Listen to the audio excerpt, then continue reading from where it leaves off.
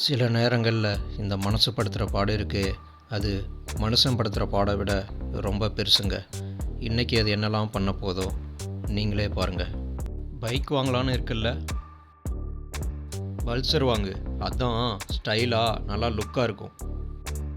ஏய், ஸ்ப்ளெண்டர் வாங்கு, அதுதான் மைலேஜ் தரும், உன் பட்ஜெட்டுக்கு ஏற்றது. ம் ம் பல்சர் தான் பெஸ்ட்டு. ஸ்ப்ளெண்டர் தான், பல்சர் தான். Stop it. பைக் வாங்க பணம் எங்கடா இருக்கு? ஓ சரி விடு. இன்னைக்கு ஆர்சிபி வெர்சஸ் சிஎஸ்கே மேட்ச் இருக்கு, பார்க்கலாம்.